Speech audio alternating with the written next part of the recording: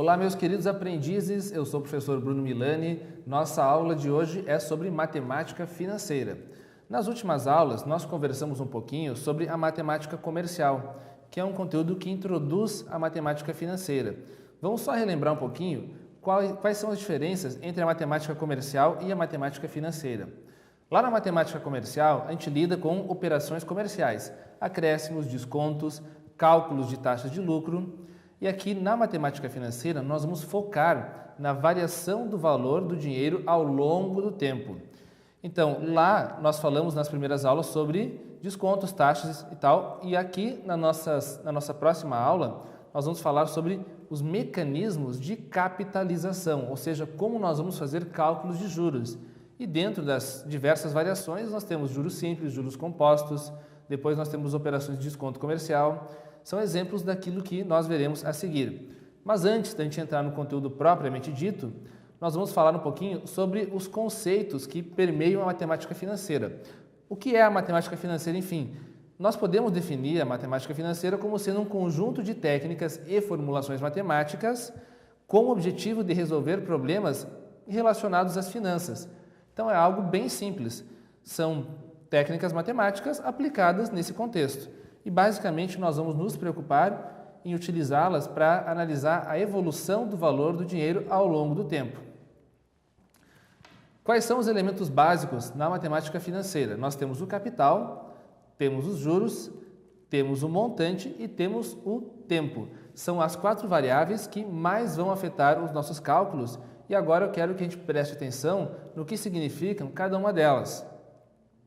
O capital, por exemplo, o capital é um dinheiro que se empresta ou se investe esperando remuneração.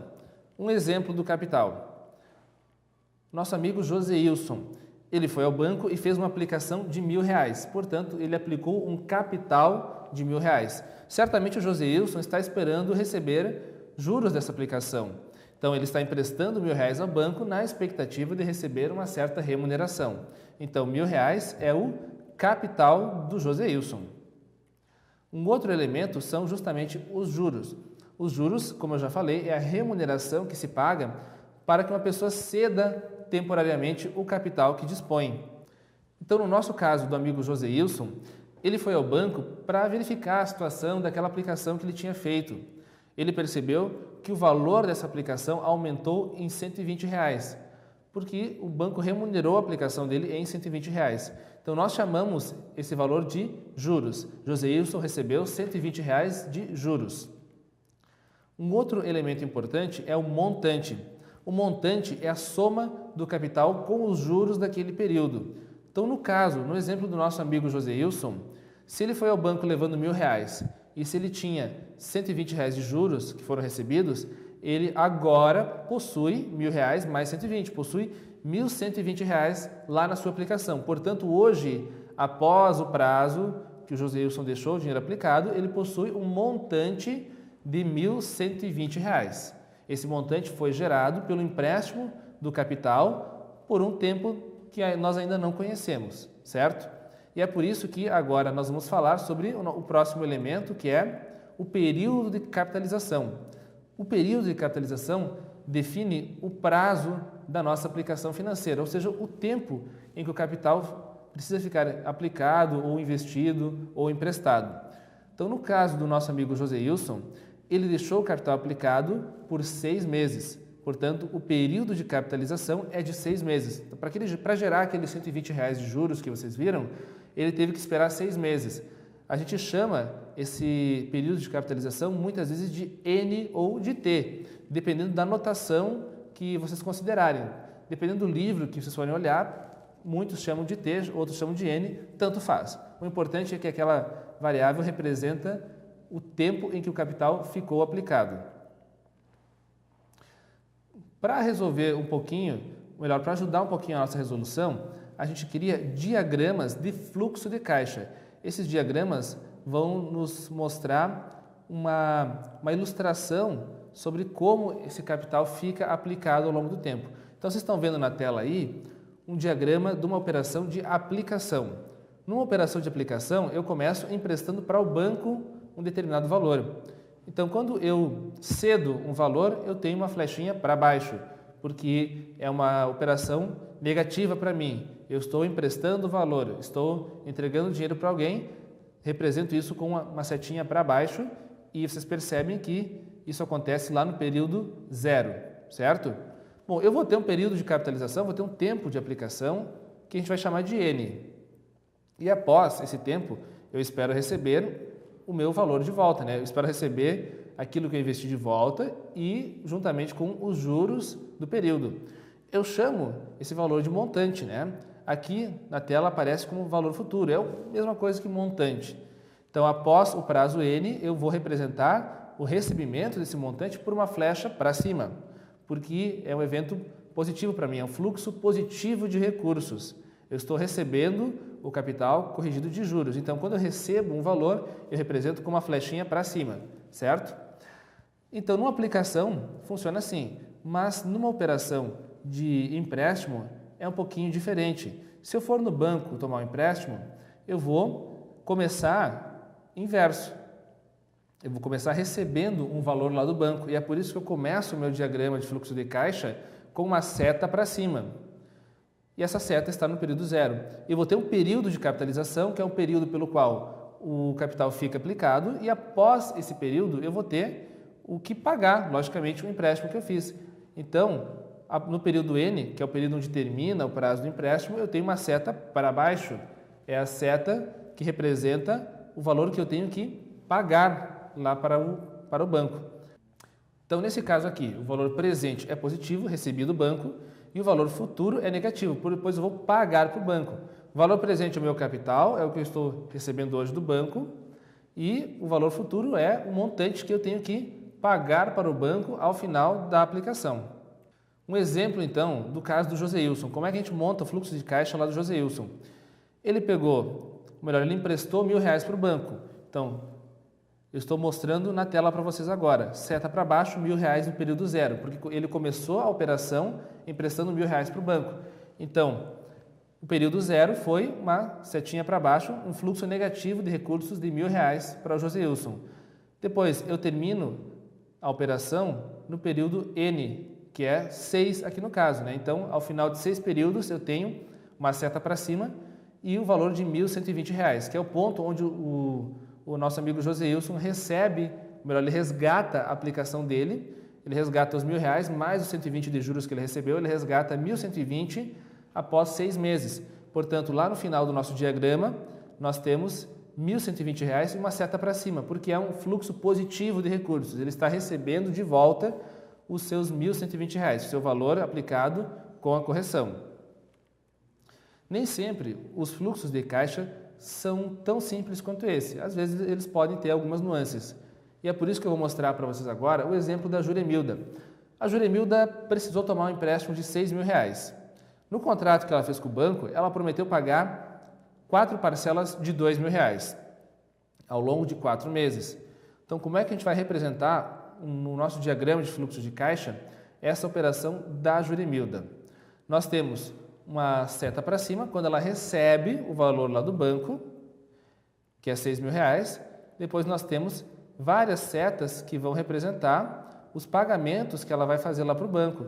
Tenho 4 setas para baixo e elas são de tamanhos iguais, porque cada uma delas representa um fluxo negativo de R$2.000, porque ao longo de cada mês a Juremilda pagou R$2.000 lá para o banco.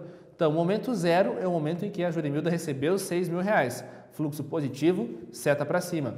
Ao longo dos 4 períodos, a cada período ela teve que pagar R$2.000 para o banco. Portanto, em cada um desses 4 períodos eu tenho um fluxo negativo, uma setinha para baixo, de R$2.000. E a última seta vai ser ao final do 4º período, certo?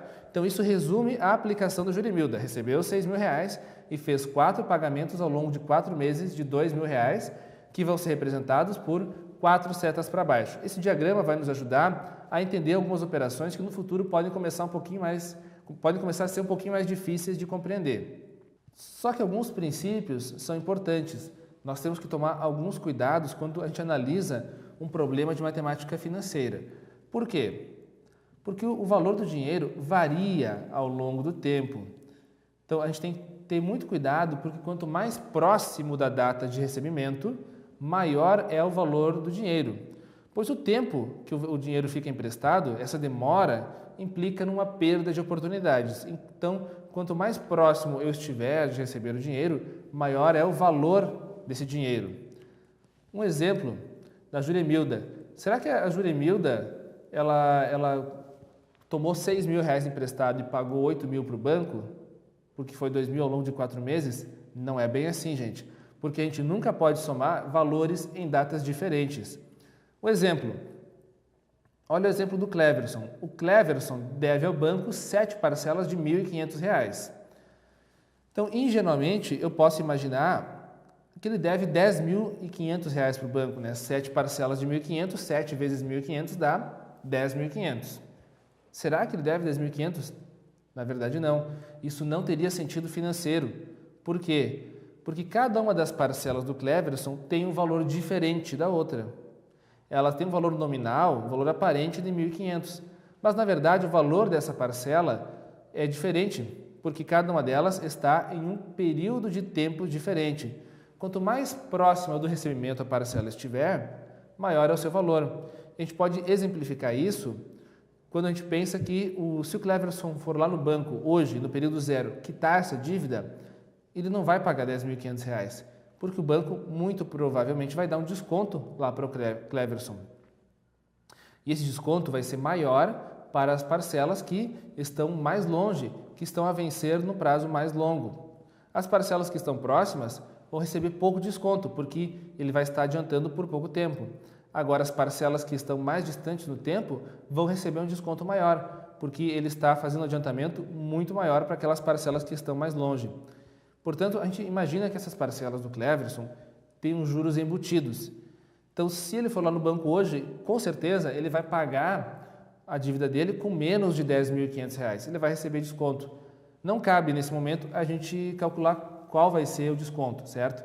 O que eu quero deixar claro para vocês agora é que a gente tem que ter cuidado para não somar valores em datas diferentes, pois isso não tem sentido financeiro.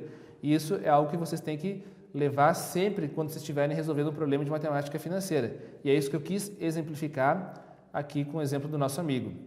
Então, por que o dinheiro que está mais próximo de nós no tempo, ou seja, o dinheiro que vai ser recebido logo, ele vale mais? Bom, vou elencar aqui algumas razões que influenciam a preferência pela posse atual do dinheiro. Primeiro exemplo, o risco de inadimplência, porque eu posso não receber de volta o dinheiro que eu invisto, alguém pode me dar o calote, pode não pagar, pode não ter dinheiro para me pagar, então é melhor eu ter o dinheiro na mão do que emprestar. E esse é um dos motivos pelos quais eu cobro juros, pela inadimplência, pelo problema que eu tenho de talvez não receber esse valor de volta. Enquanto eu empresto dinheiro também, eu perco oportunidades de investimento, eu perco a oportunidade de fazer outra coisa com esse dinheiro. Eu perco a oportunidade de investir em outra coisa onde eu também ganharia um valor de juros. E talvez também, quando eu empresto algum dinheiro, eu posso me complicar e posso ter a necessidade de tomar um empréstimo que poderia ser evitado se eu não tivesse investido aquele dinheiro em alguma coisa.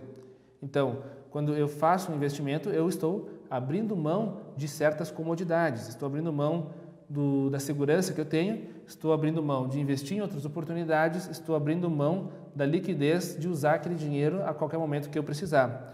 Também estou sujeito ao risco de que mudanças econômicas prejudiquem o valor do dinheiro no futuro. Então, vejam só, eu emprestei o dinheiro para alguém que me prometeu pagar no futuro com um valor pré-determinado de juros. Só que imagine se agora a taxa de juros básica aumenta bastante. Fica parecendo que aquele empréstimo que eu fiz foi muito barato. Então, está incluso nesse risco, o risco de que mudanças econômicas prejudiquem o valor do dinheiro no futuro. Se eu tivesse feito investimento lá no banco, talvez eu estivesse ganhando mais do que ter feito um empréstimo barato para alguém. Só que eu não sabia disso. Foi uma mudança econômica que aconteceu a posteriori.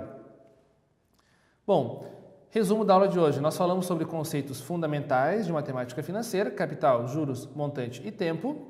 Falamos sobre o diagrama de fluxo de caixa, que pode nos ajudar a resolver alguns problemas do futuro. E falamos também sobre a variação do valor do dinheiro ao longo do tempo. Então, a gente cuidado, a cada momento do tempo o dinheiro tem um valor diferente. Quanto mais próximo do momento atual, maior é o valor.